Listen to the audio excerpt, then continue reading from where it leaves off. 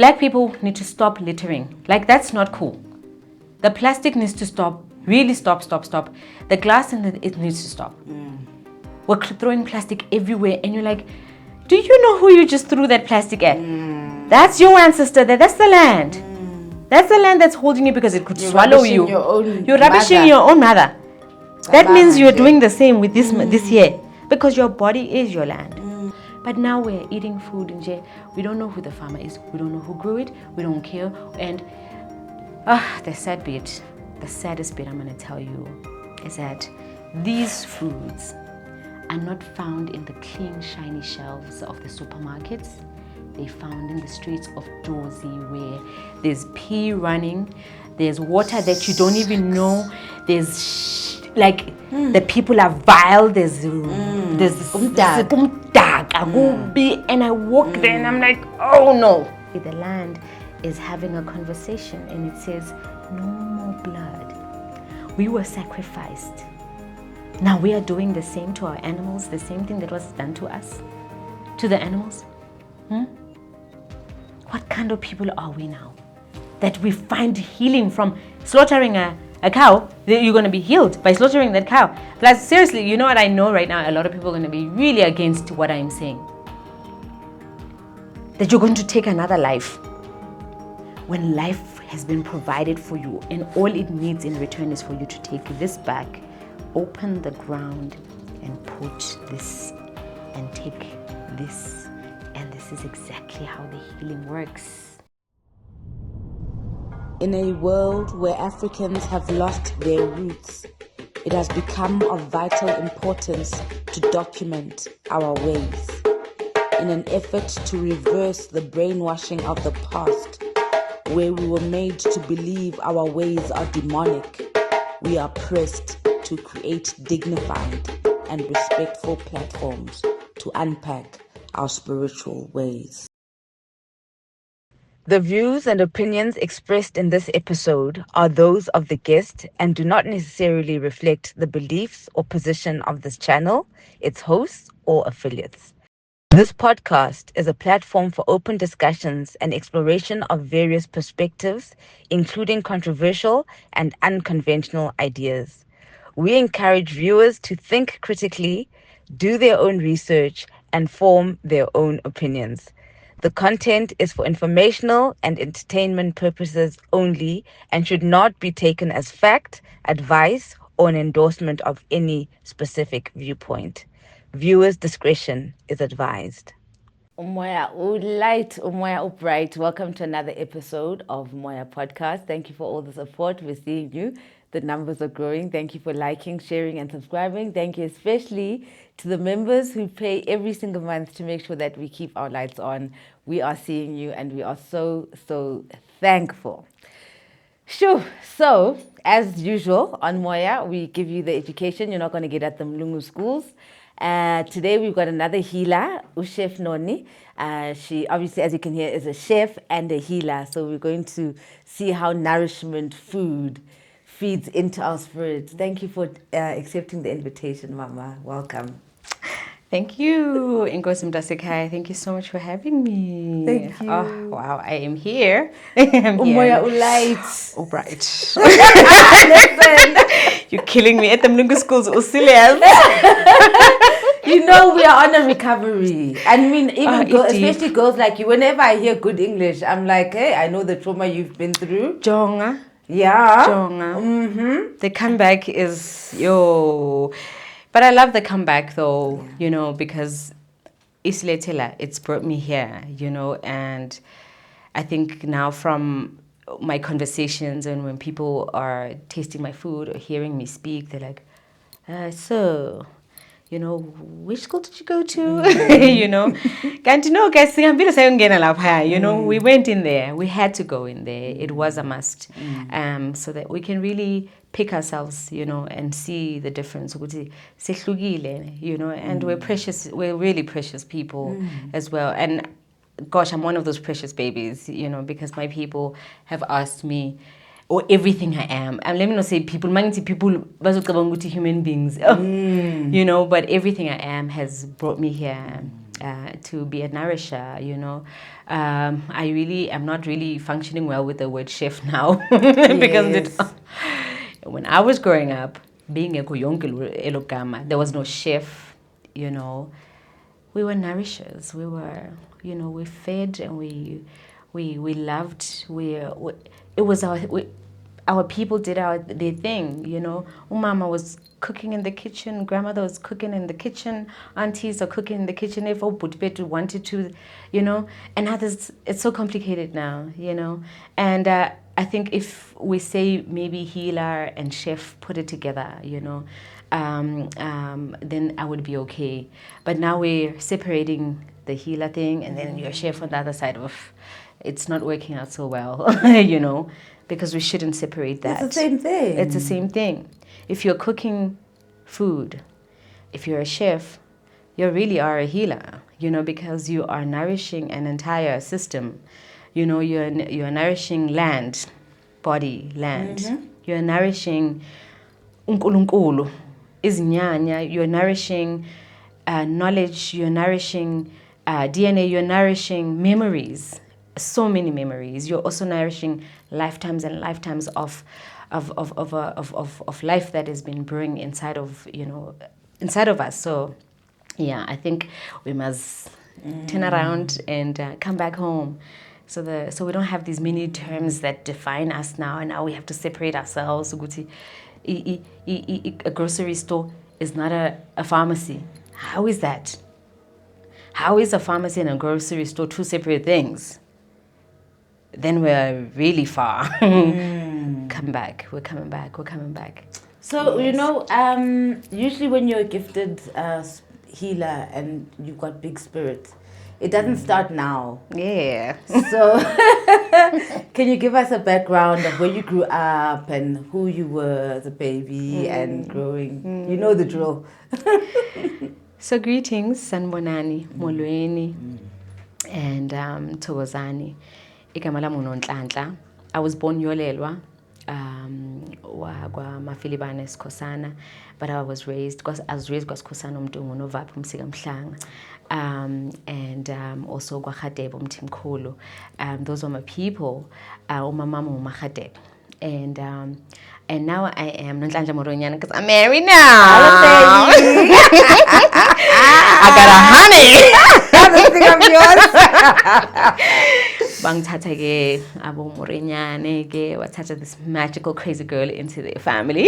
I'm here, and I was raised by my great grandmother, a single woman. Wow, great grandmother. Great grandmother. Yes, I was delivered by her at birth, and I was raised by her. She's all I remember from when I could remember anything, and everything I am was Eslalin.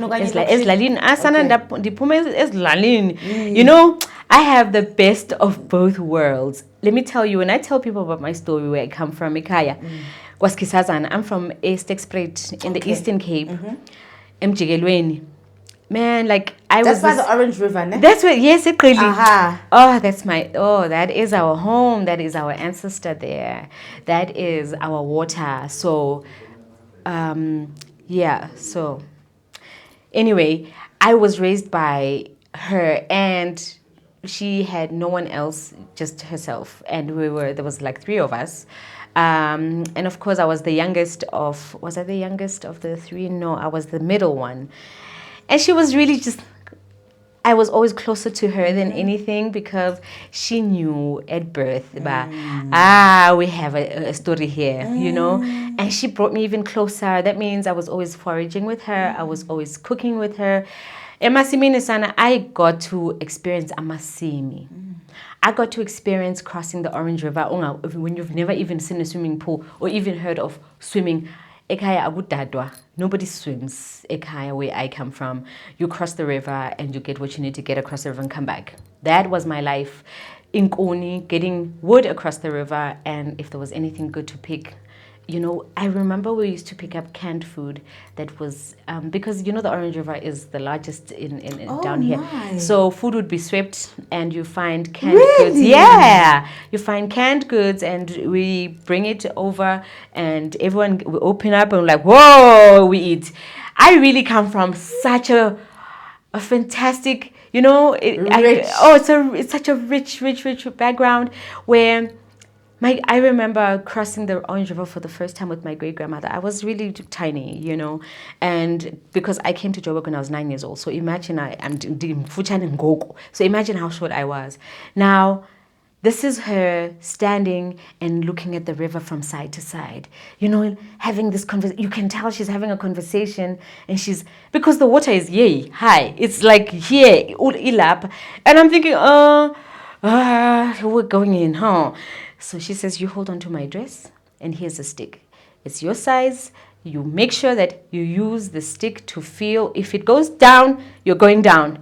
So you have the stick and you have my dress. Now imagine now coming across the river with Inyanda, with Ugogo, Epetinyanda. I am so grateful for that experience. Epetinyanda, Namdutwelinyanda, and we're holding on to each other. And she says, we must remember the way back. The river never took us. It took many people. It never took us. So there is a story here, it's brewing right now, and I'm so grateful for it. So I came to Joburg when I was 9 years old. I met my mom for the first time when I was 9 years old, and then of course. How did that impact you? That was it was the scariest thing I have ever seen, because she was living in Newtown, Johannesburg, right opposite Mega Music, and here I am coming from the Eastern Cape, and I'm running into this rich artistry, crazy. I'm seeing all these people, these musicians are right across from. So there's this building across Mega Music, which is Baseline now. And my mom lives there with 8 other different families in one room. It is hard.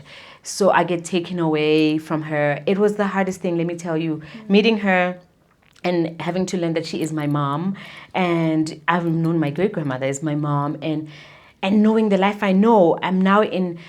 I have to climb steps and stairs to get to a house. I've never seen anything like that in my life. I come from a village where the floor is dunked, and I'd never seen a toilet in my life. I had never seen, my gosh, it is the weirdest thing. It is scary. I'm seeing these buildings and I'm asking myself, how do those lights get up there? What are those lights in there? How do people even get up there?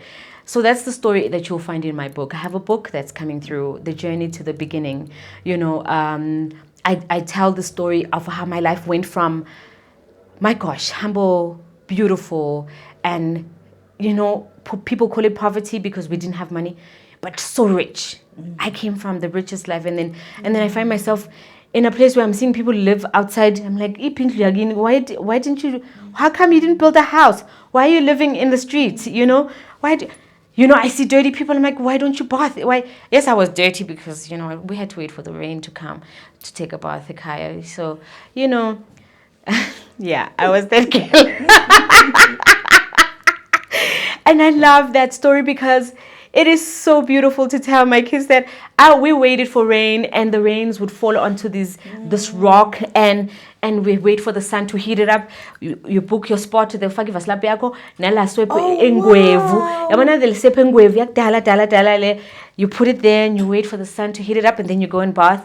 Boom, then the rain comes and washes that away. Like, because the rivers and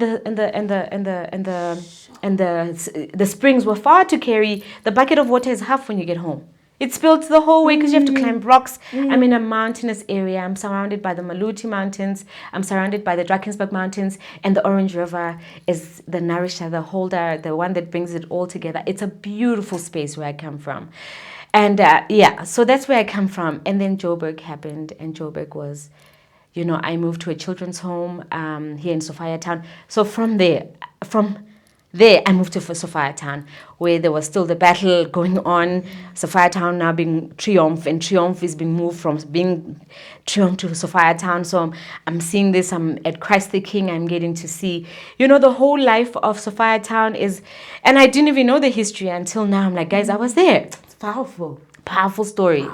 And I went through. And you keep following artists. Yes, my life it's been calling me, because I think it wanted to show me something, because now I'm running into full circles where I'm like, but I was here, man, many years ago. I'm having moments where I'm telling you now that I met you so many years ago, and I met you when we were very young. I think it was 2003 or 2004 when the first time I met you. And so these are full circles, and I'm so appreciating that, because I know that then this is more than just a human experience that's happening. There's a full spiritual story that is happening, and it's lifetimes of lifetimes coming together. And you're like, oh, is this me? Do I get on stage and people are like, oh my gosh. And that's Chef Noni. Oh, yeah, chef. But anyway, and it's amazing. And I've really had to tell a story of sleeping in the streets. Yes, I got a moment to spend time in bus stops and in the streets as well, homeless and no food, and gosh, escaping many, many, many, many crazy things in Joburg. I promise you. Sure. Yeah. You're escaping death, rape, everything, because you're sleeping right there in the streets. I walk the streets and I'm like, yeah, I was here. And today I get to tell such an amazing story, because and a lot of people, it's the first time I share this with I think on a platform of this of sort, where I get to share just the richness of what I'm made of, and it's just in between. And now I'm finding myself, my husband bought me a beautiful home overlooking a place where I used to live in a back room with many people, and now I'm right at the top of the hill and I get to see it. And I'm like, I used to walk from Bertram's to Fortsburg Primary School. Yazi gugubi, and yeah. So it's a miracle. It's magic. I'm a magical child, and I love it. And my whole life is like that. And everyone that comes around me, that is around me, gets to experience it, and I get to experience other magical beings as well, because we're supposed to be telling the story. That's why every single thing that has happened to us was meant to happen as Black people, as me, as women, as, anyone that's going through anything. You're supposed to go through it, because there is a story that you're going to tell and people are going to go, no way. So yeah, I'm a chatterbox, by the way, so I'm going to let you lead. So, okay, then, because you're not telling us how you got now cultured and, the teenager and the young adult, because those are journeys. Mama, Yeah. I was a wild. Okay, so when I say wild, I was really just the weirdest child. I was coming from Ekaya, where I don't even know what hello is, and I really miss the times where I never knew what hello was, because you came to Joburg and people greeted like that and say hello, and you're like, huh? Hello? Mulweni? Like, that's all I know, and then Sanbonani became a thing. And then I was this girl now, Eskolweni, who didn't know how to speak a word of English. Fortsburg Primary School, that was my school. I had a translator, a girl who's going to sit next to me at, oh, Madam Uti. I'm like, oh my gosh, I can't deal with this, oh, Madam Uti. When can I learn this English? I had to push myself, but there was something so much bigger in me. They are very, very, very ancient spirits that I carry that say, listen, we've been through this, but we don't really want to show off so much. We want you to go through the phases of being a child, being a teenager, have the life, the normal life. There's a time where we're going to really show you now, where we're going to come out again and really, really, so you can fully express this ancient story that you carry, this very, very powerful story that you carry. And yeah, that time had to come as well. And I'm like, I understand how, because I don't know how I passed, and I don't even understand why I got 100% in my report card. I didn't know how to speak English properly. Come now. How was I the smartest kid in this whole school? How was I this girl? How was I this, there was these moments where life was just saying, oh, there she is. And everyone's like, how?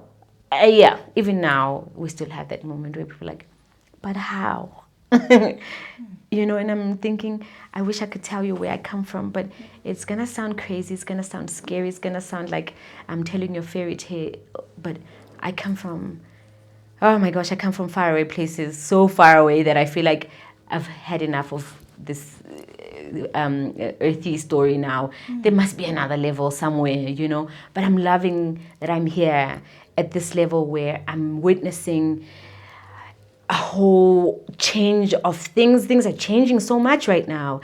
And I'm coming from a world where I'm like, this it's not going to work out. I can tell you now, And I have these the senses.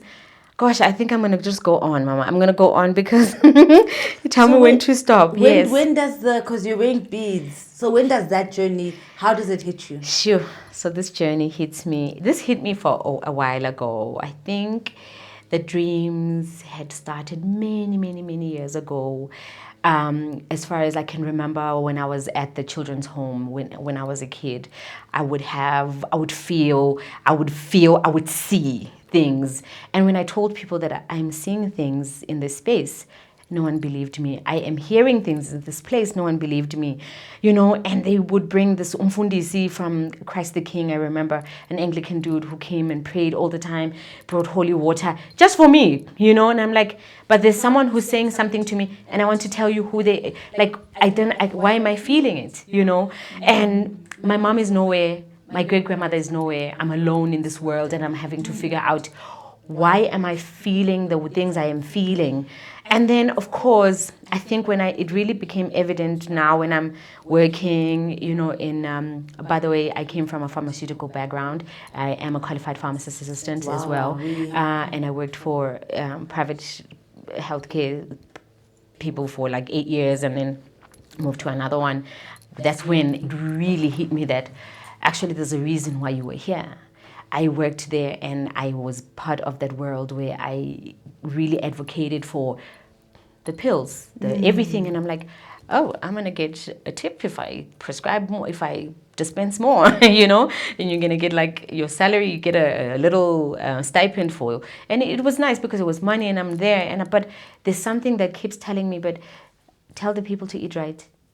And I started that story. It started at my last in 2019. That's when it really hit me now and saying, enough. You've been here for so long. There was something you needed to learn here. Uyibonile, uyifundile, hamba ke manje. I'm like, listen, I have rent. I have children. At this point, I am a single mom with 3 children and I have I have bills to pay, so I'm not leaving my job. No. And no, in spirit's like, no, you are going to leave the job because you're going to get sick. So I literally had seizures at work. This is when my husband now is moving into my life. He walks into my life and I'm such a mess. It's not a mess, but I'm between worlds. Now I'm like, money. Tell us about the seizure. So the seizure is happening I was the 14th of February 2019. This happens at the pharmacy I'm working. The late shift will close at 7, I think at 8 or 7. And as soon as I walk in, I'm dizzy. I'm like, guys, maybe I didn't eat. They're pumping me with all sorts of things. Have a Biral because they know I don't like the other drugs. They're like, have a natural, thing so that you can come down. Okay, no, maybe have a Coke. Okay, no, what's going on? I'm like, guys, things are spinning. This is happening now for like an hour. Boom, fall, gone, out. I find myself in the clinic there at the pharmacy, and they're like, I'm holding onto the bed. The bed is literally turning upside down. I am screaming. I pass out. As soon as I pass out, I see these images. I see these grandmothers. I see these old women. They're wearing beads. I'm seeing them like, oh, no, not the right time. Oh, please call him. Call my husband. Call him, please. Tell him. Well, we wasn't a husband and wife then. We was a jola. I'm like, guys, please, I don't have anybody. Please call my soulmate. Call my soulmate. I knew he was my soulmate anyway, And he can't do anything because he's miles away. He's at work. And they call the ambulance. They are breathing, oxygen, everything. As soon as I pass out, I'm not breathing. I'm not doing anything. Everybody's panicking. She's not breathing. Then I wake up. I'm like, guys, I need to go home. And yeah, I had to be taken home. That's when I knew that, okay. And now, so 14th of February up until the 28th of March, it's a whole show. Let me tell you that every time I enter work, I was taken to a psychiatrist, by the way. My boss literally paid for that and said, you're gonna go and see a psychiatrist. I know that you're a single mom, you're going through things, stress, and maybe it's a mental illness thing going on. I'm like, I know what's going on actually, but I'll just take that money and go see the psychiatrist so I can take time off work. I did that, and I still have those tablets. Every one of them, those antipsychotics, those antidepressants, all those tablets they gave me because they said to me that I needed them. And I said, I will tell you of a story one day that is not written in your books, that is not in your HR files. I will come and sit down with you, boss, and tell you. There's a story that is going on with me and I cannot wait for you to hear it.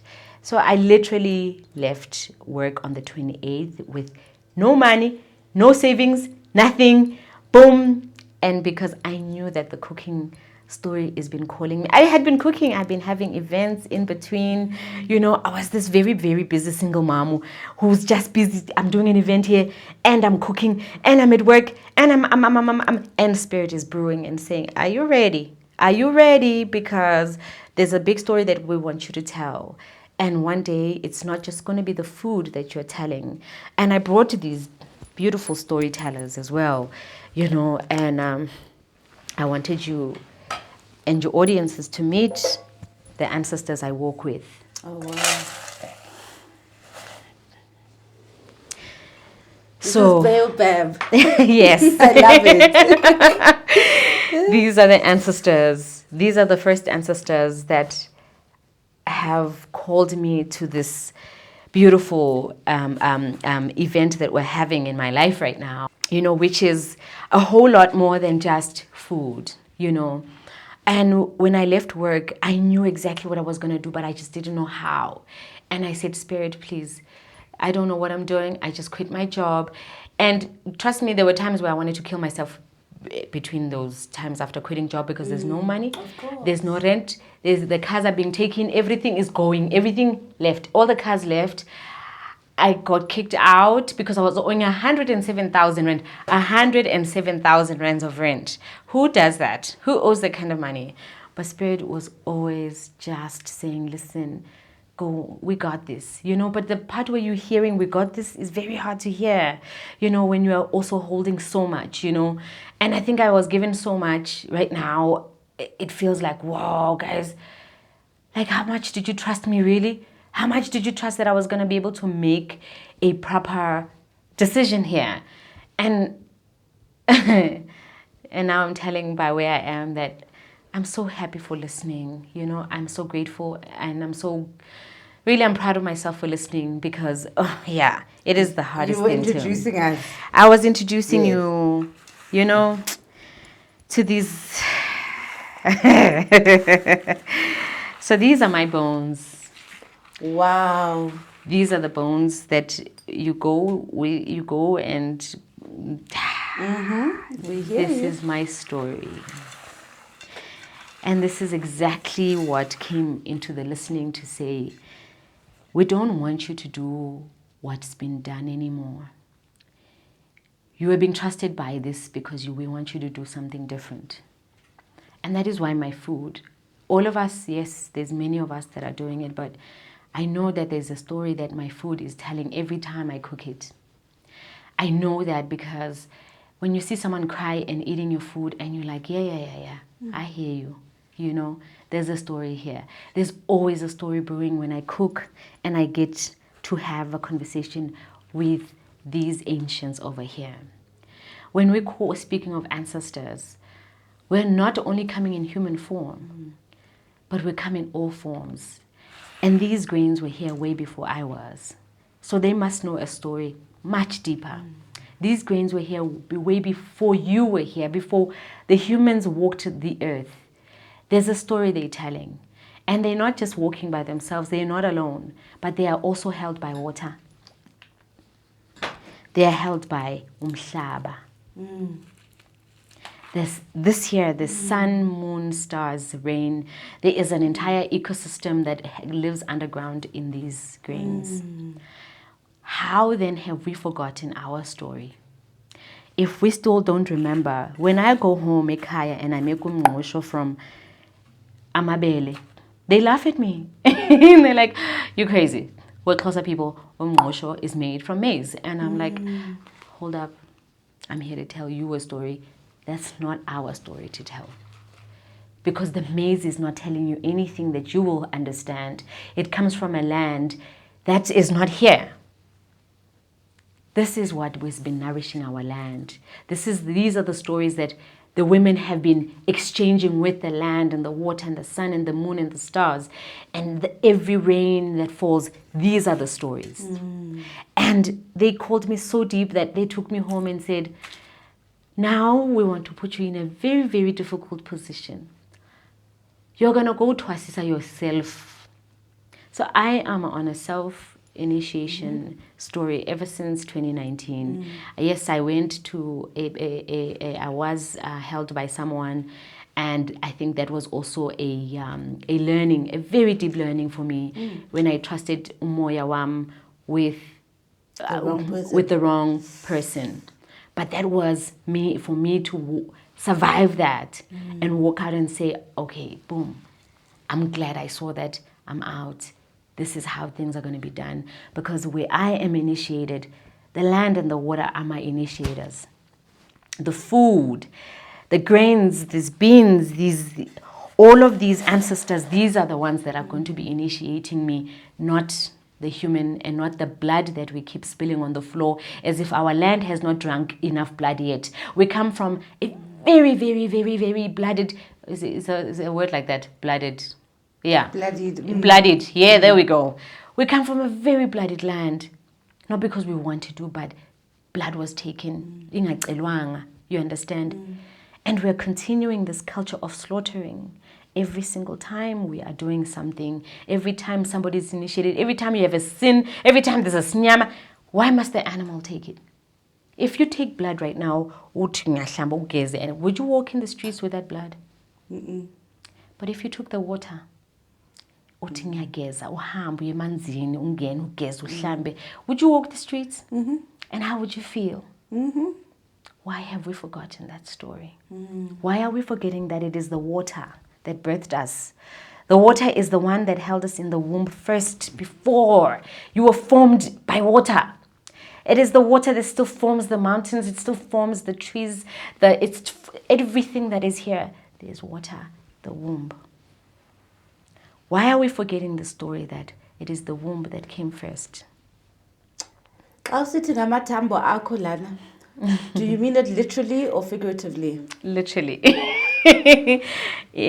So you can do readings. These are the storytellers. So interesting. These are the storytellers. And this is for your own personal life, or do you read for anyone that comes, I go in Samo and I speak and say, tell me what must happen. So you tell me,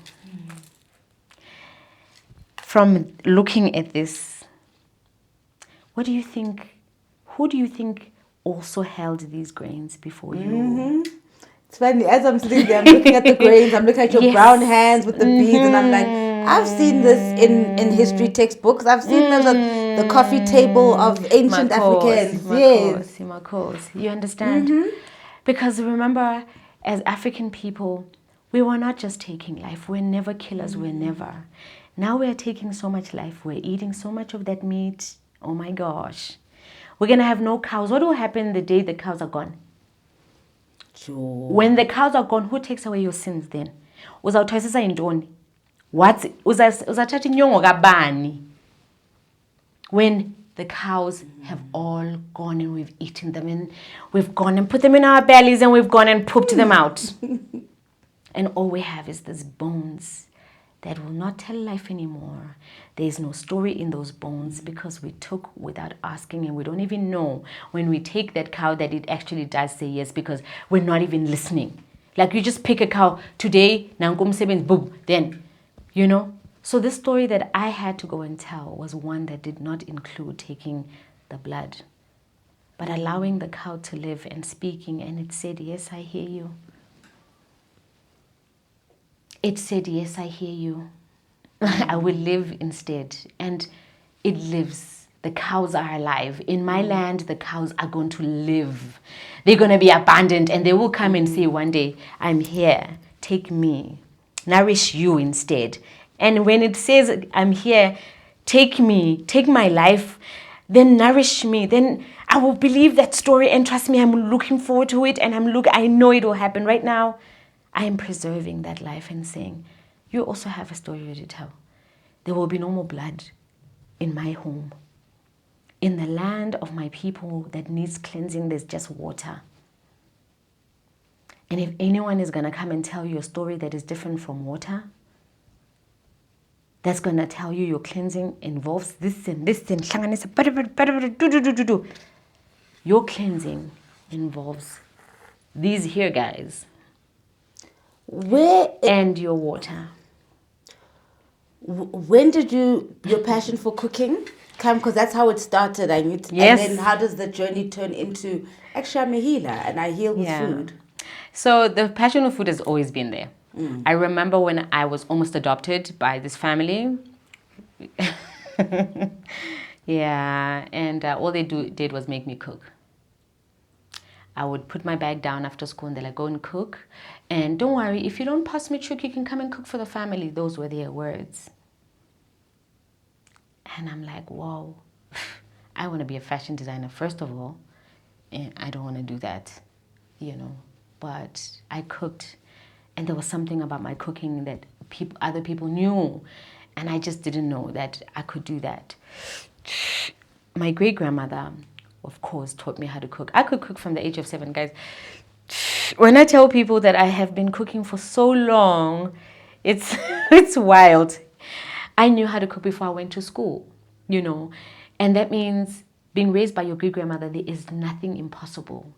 If you can cross the Orange River with inyanda on your head, you can definitely come uzokwenza isonka sombhako nebhakabhakani on top of that. You understand? I have been cooking my whole life.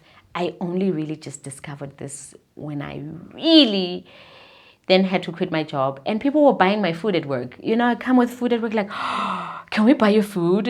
I'm like, yeah, because there was so much more that was going in the food. There's so much love, and I always ask for it every time I step into the kitchen, that please let me walk in with that love. That even if the food turns out whatever it turns out, but the love must be there. And that is the single most ingredient for me, is the love that is in the food. There is a story in my food, and I want to keep that story going. And for me to keep the story going, I have to honor so much, and it's the most difficult thing. I must honor the land. I must honor the land that we all want so much, but we're not even ready for the land. When you speak about putting love into the food, because, sometimes cooking is a lot of trial and error, and sometimes it's right, sometimes it's wrong. It's wrong. Yo. Yeah, so how do you make sure that your food lands? Because I do not cook alone. So you will not come to my house and not eat sorghum or millet or baobab or cowpeas or imbuya or rimbilikane or ububazi. There's always going to be a story about where I came from and the grains that have been there before time. There's always, and I'm like, today, I will cook you sorghum in 50 different ways and you're going to enjoy it. Okay, maybe let's not 50, but I'm exaggerating. Maybe I can. But I can cook you sorghum in so many ways. And there's a story. And of course, I am the first in my family to really revisit an ancient old tradition of making umqombothi without umbona. When you go to Brazil, when you go to America, when you meet the ancestor there, it is their maize is their ancestor, umbona. That is their ancestor, and they carry it with so much pride. Tina, no. We're busy telling a story that is not ours still, So the passion of the food came, and I started hosting events, food and hip hop. I hosted my first event at Native Rebels, and my husband was, of course, performing there. I didn't even know we was going to be husband and wife then. So, and I had this. So I'm a hip hop kid. I was raised by hip hop as well. But of course, when I say hip hop, it's the genre that really caught me. So I had like a food and hip hop thing, and it was called Food and Hip Hop. And, I would cook the food. And the food was really always different, all the time. It's always been different. I used to really do fish so well until I met the water, and the water was like, no. So you can't, because you are us. you mustn't do that, you know. If you have to, then, and if it's for survival, yes, do it. But no, let's not do that anymore. You now preserve everything that lives in the water. Water is home, so you can't be the fish lady anymore. And I was the fish lady because I killed it, you know. And now I'm just really just this girl who's trying to rediscover her home. And my home is not just South Africa, but it is Africa. I can cook you a plate that has every hint of the continent, every hint from every part of the continent, you know. Okay, that came out wrong in the English way, but but I call it home because I don't know where my people came from too. You know, there's so much that calls me, and it's calling me, it's making me break the borders, you know. It's making me go across the borders and saying, what do you guys eat over here? Let me see it. Let me meet these ancestors of yours, you know. Of course, they react differently. Ancestors are like, I'm like, yeah, the food, you know, because food is alive. Yeah. If food is alive, then why is it not our ancestor? If water is alive, then why is water not our ancestor? If the land is so alive and still producing what it's producing for us tirelessly when we don't even deserve it, when we are... Black people need to stop littering. Like, that's not cool. The plastic needs to stop, really stop. The glass it needs to stop. We're throwing plastic everywhere, and you're like, do you know who you just threw that plastic at? That's your ancestor there. That's the land. That's the land that's holding you because it could swallow you. You're rubbishing your own mother. That means you're doing the same with this here, because your body is your land. You know? So I am really so when you call me chef, yes, I am a chef, but I'm also just teaching the ways that are coming forth, you know, as I work with these great ancestors, you know, as I listen to the land as well, because the land can, oh my gosh, I think my husband would look at me, he used to look at me funny when we're driving and I'm like, the land is not happy there. You know, and I think he doesn't have a choice. He must listen, you know. And I can feel it, you know, and I can feel it, and I'm feeling it right now because I'm also violating my own land, you know. I'm just human at the end of the day also, you know, but I know the ways that, okay, this is it's teaching me as well. Uguti, it is a difficult thing. No one has been called to listen to land, but you have been called to listen to land because this is where your food is coming from.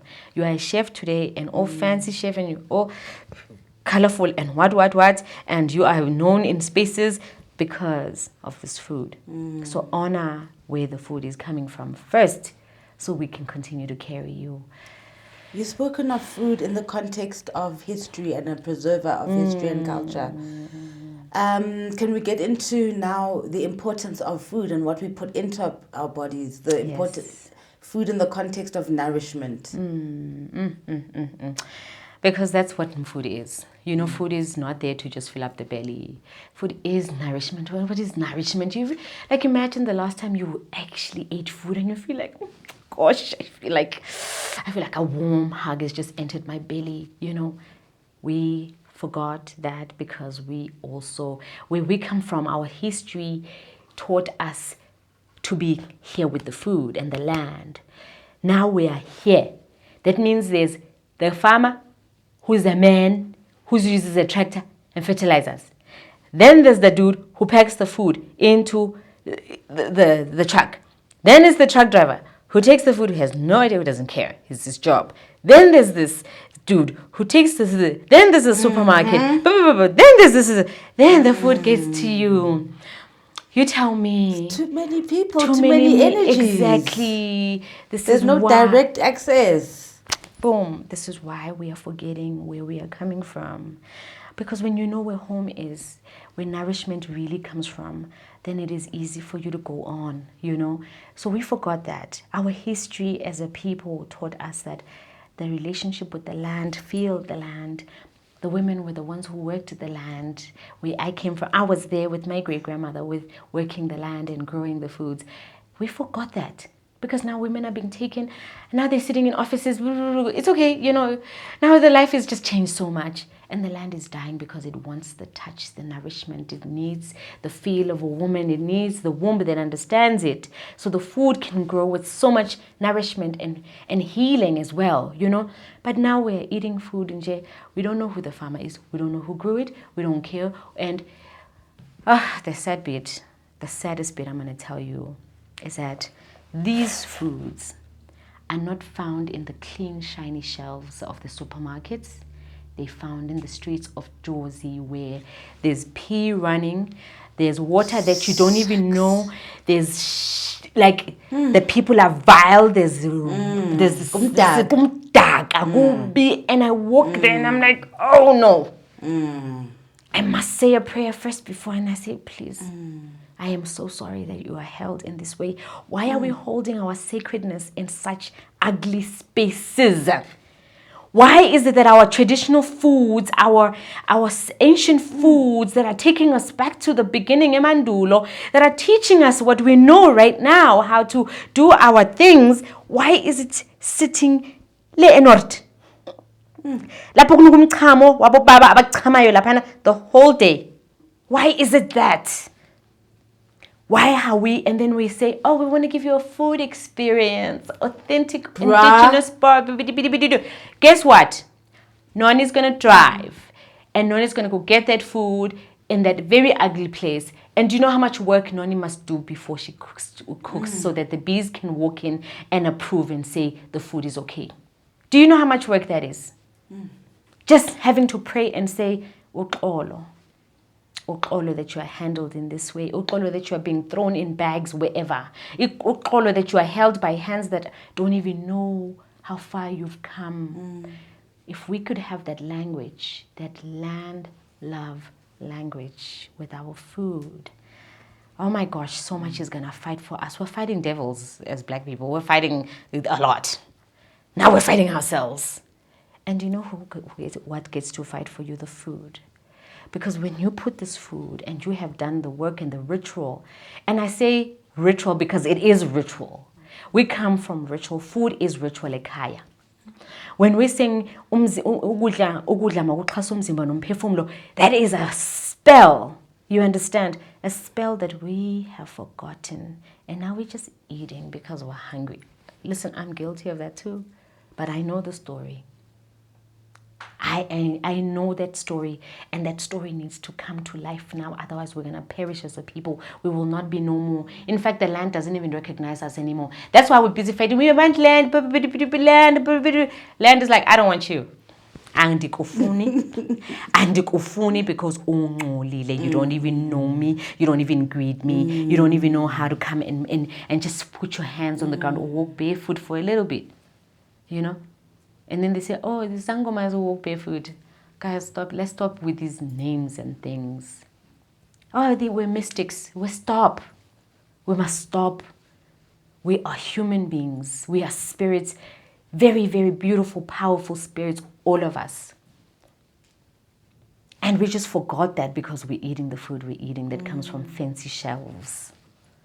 And refrigerators that are moving in vehicles, and it's coming from China. And you're forgetting home. And how are you supposed to heal? Then you think of home. And then what's at home? What is at home? There's nothing at home. Home doesn't even remember you. That's where I was born in my great-grandmother's house. My water spilled in that land. My mankuchwa at 7 months, they cut open my blanket because I came out of it and my waters touched that ground. So when I go home, I know what I am speaking of when I say the land is having a conversation and it says, no more blood. We were sacrificed. Now we are doing the same to our animals, the same thing that was done to us, to the animals. What kind of people are we now? That we find healing from slaughtering a cow, that you're going to be healed by slaughtering that cow. Plus, seriously, you know what I know right now? A lot of people are going to be really against what I'm saying. That you're going to take another life. When life has been provided for you and all it needs in return is for you to take this back, open the ground and put this and take this, and this is exactly how the healing works. And it is telling you the same thing, but no, poor goat. I did, like the goats, I have the skins, and I have them. And that was before this spoke. Oh, but I needed to. You can't come and speak of something you have never done. So I'm hoping that at some point we will get to do these things and they will speak to us and say, but stop now. Can you advise us on how we should be eating? What's good for what? Oh, first of all, seasonal food is good. That means we are listening, we are watching, and we are observing. You do know that in the summer there is going to be rain. There's abundance of wild greens. And I don't want to call them wild greens, and because they're not wild. But these are our ancestors. They have been waiting for the right time. Let me tell you how imbuya. We forgot to even recognize imbuya, that nobody has to grow. There's imbuya. There's imbilikicane. There's kusfoot. Ujigangelang is Do you mind saying these also the English term for it? Oh yes. There we go. We have goosefoot, imbuya, which is amaranth. We have ujigangelanga, which is okay, I'll tell you now. Mellow. We have stinging nettle, which is ububazi. We have blackjack, which is ukadolo. We have my gosh, what else? Then we also have galisonga, which is the galleon soldier that's always in in these with it's got yellow and white flowers. It right next to imbuya. It grows there. We have that. Gosh, we have so many. I can't. What are they good for? All these things. The mineral content. Our bodies are made exactly how the earth is made, the soil, the land. So all the minerals that you find in the land are coming from these greens. You have your iron, you have your folic acid, you have antioxidants, anything that is fighting weight loss things that you were all wanting. But weight loss, we have these are the game changers. I'm gonna come to these ones. Okay. I'm just now talking about the ones that are just showing up without you even having to lift a finger. All you have to say is thank you. Diabulela siyabonga for raining and for coming and just reawakening the life in the soil, because there's a whole cycle that must happen. There is an entire system that is extracting. Okay, I know that the family that lives here don't have calcium. I'm gonna get more calcium. They need more magnesium, because I can tell, because everything, we touch the soil, we live in the soil, our sweat is there. The land is a whole science thing going on there. It's capturing us, our DNA, and saying, Ababantu, they need this, so let's take some more of that. And it'll take seasons to do that. That means in the winter, you're okay to have plantain plant. I don't know what plantain plant in our language is, but it is abundant. And in the winter, you're okay to have your avocado and its seed for your womb, for your skin, for everything that you need. That avocado skin to kill cancer cells, you need that. Skin? Avocado skin? Yes. No, the avocado for the skin. For your skin. You can eat the skin. There's nothing wrong. The skin is more healthier than, because remember, it is what keeps everything inside. Yes. The seed itself, everything. Can we not be happy when we find seedless food? Why are we okay with that? Why are we okay? We are GMO. Not those people. We are not those people. We cannot be doing genetically modified foods in our spaces, in our food. What are you telling your body? That whatever. You think it would look fake? Yeah. Moqedela phuzo fika la. Uthi umoya ubright. No, ulight. No, it's not going to work. Diabetes. Thank you. Nama cancer. Why are we there? Do you understand? Our people are suffering from that already. There's so much chronic illnesses our people are going through because we forgot. Because we forgot, even when you are being reminded, you still continue and say, I know. Listen. It is so nice to watch those chicken wings sitting there, and you're like, let's get some chicken wings. You understand? Yes, eat, but must eat with the knowledge of knowing, but there's a story that must happen here, that happened here, and it's doing something. Trust me, I sit with that guilt all the time, and I'm trying to not be guilty about what I put into my body, but because of who I am, it's gonna remind me every time. I'm like, I know, so yeah. So I was still telling you, then if you're eating food in its season, you have given it enough time to take everything it needs from the sun, for when the moon is full, because there's all these elements that take part in the making of the food. But now if you're going to want to eat watermelon in the winter, the same way the chicken that gets grown in 2 weeks, then you're going to want to eat what other foods? The guava. You can have guava is like a winter thing because it also needs you to have the leaves of it, so you can have the leaves, the guava leaves. Mango is not from Africa. It's not African. Sorry, Limpopo people, that came from with the Indians. Yeah, but I know it's growing well here. It's feeling at home, but the mango in India tastes very different because it is home. Yes, I know. You don't understand the things I do with mango. But I honor it and I say thank you for landing into our shores as well. There's this acha, and there's all kinds of mango things. But yeah, it's not from Africa. Yes. So maybe other parts of Africa, I don't know, but it didn't come from here, our home. Yes. So these fruits that we can't be seeing 24/7, 7 days a week, 12 months in a year, you're like, wait, I literally question. I'm like, why do you have avocados in the summer? There's enough oil happening now. I'm good. I don't need the oil for the warmth in the winter. Why do we have avocado? And they're like, because it's available. I'm like, oh. But I then break the law and go and buy MOYA from the Mozambicans because in Mozambique, it's a tropical space. They have imbuya growing all year. And I think in KZN they have imbuya. So if you go to KZN and find imbuya, it's still home. It's okay. You're not forcing anything out of the ground. You're not telling it, grow now, because I have to provide for 3 million people. You understand? So also let's observe and also observe the process the food takes to get to us.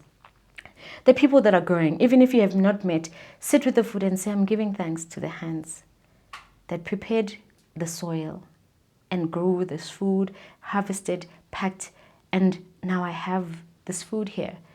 You are observing an entire process. We are spirits, guys. We are spirit. You are observing an entire, you are acknowledging everything that is there, and everything is alive. The sun is alive, the rain is alive, the land is alive. It can hear you, it feels you. And when you do these things, there's something that changes when you eat. Even if you're eating nonsense, even if you're eating stuff, you're good. You're good because you know that I know what it took for you to be here. Thank you for nourishing me. What's good for what? Because you just told us avo is good for skin. Yes. Then you have the grand ancestors. Yes. These are absolutely good. So the millet, we have finger millet here, upogo.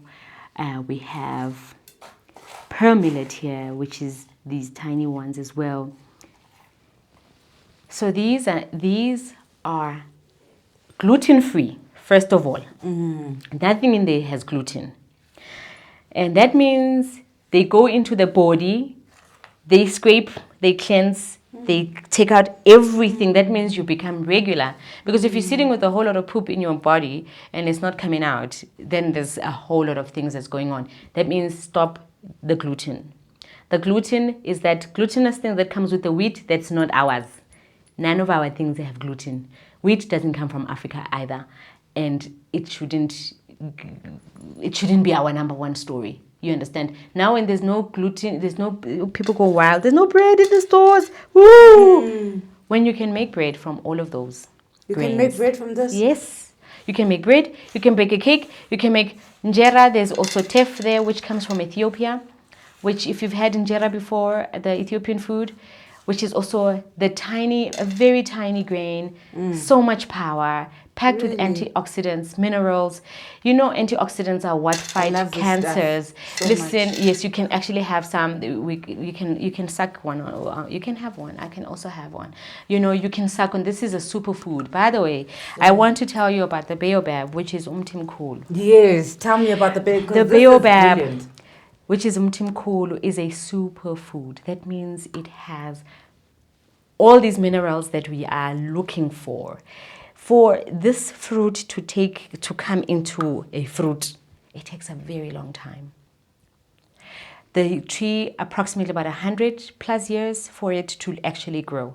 So you tell me, who planted the seed for you to come and heal today? Do you understand? And here you are enjoying this mineral packed, this good for blood pressure, good to protect your heart, good for skin, good for digestion, good for, you understand? This is exactly, why are we then as African people starving and going through clinics and what. Manje siqosha abantu bakithi ema-clinic. Siqosha abantu bakithi ema-clinic. Yazini kangaka. Do you see how much war? We are at war with ourselves because we have forgotten who we are. If you were to dig up your history, you'll find that your people are coming up there from the Congo. The very same people you are chasing away from the clinics right now. Yep. You understand? So there's a lot that we have forgotten because we forgot to have the story with these ancients over here. So this alone, the leaves of that as well, they're good for if you have anything, skin diseases. It is antiviral, it is antibacterial. You can make a thing. I have not even met a baobab leaf. In fact, I have not even hugged a baobab tree in my life. That is one of the things that I must go and meet umtimkhulu. Abantu bakade bazibiza umtimkhulu, they have no idea that the umtimkhulu, which is the sacred tree of Africa, is this here. What umtimkhulu? You are mentioning the sacred, the big tree, the home tree, the one that they call in Avatar, they call it home tree. I think they call it home tree in Avatar. Umtimkhulu, the tree of beautiful. This is our story. And the other ones? This is okay. So you definitely know about this one. That's a biscuit. Yes. This is also an African story, which is super good for the womb. Whether you're drinking it and whether you are steaming with it as well. This is good for your hair. It's good for hair growth. It's good for blood pressure. If you're suffering from blood pressure, all of these things. And then you have the cowpeas, which are the richest, one of the richest, my gosh, rich, mineral rich, they're called black-eyed peas, right? And people think they think they're coming from America. The leaves alone of that. There's a name in Uganda. I forgot the name of this because I love that, and because I don't know that my ekaya here in South Africa, we lost our foodways.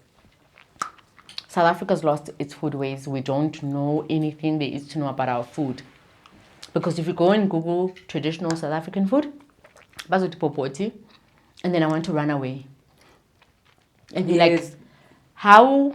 Where were we when someone was capturing popoti as our traditional food?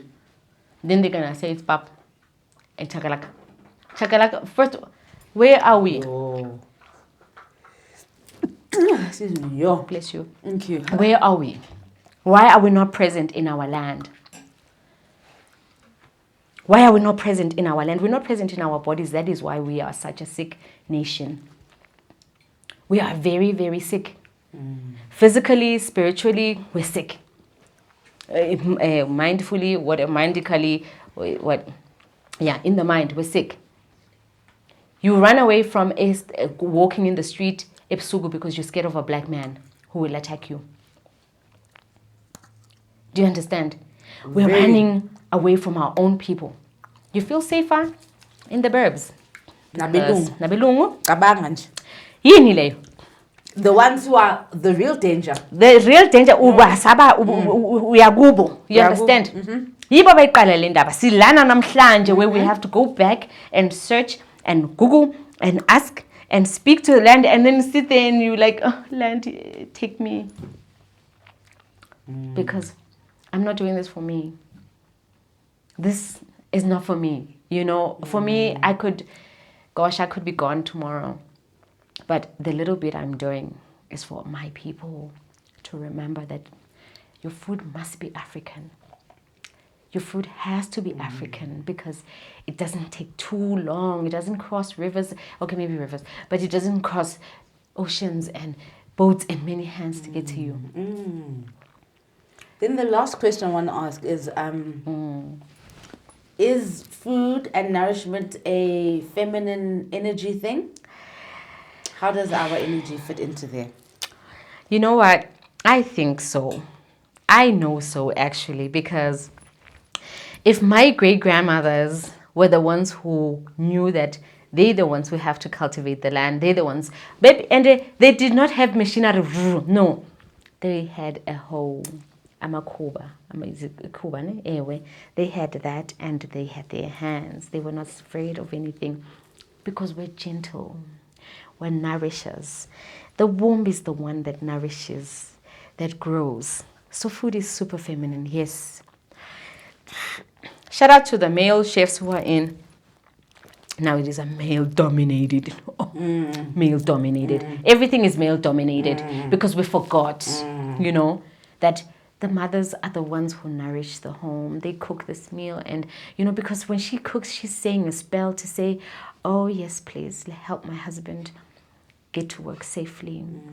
Give him the strength and protect my children from this crazy world.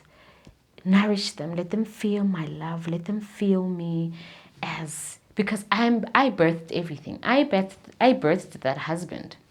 That husband comes from a womb. That child comes from a womb.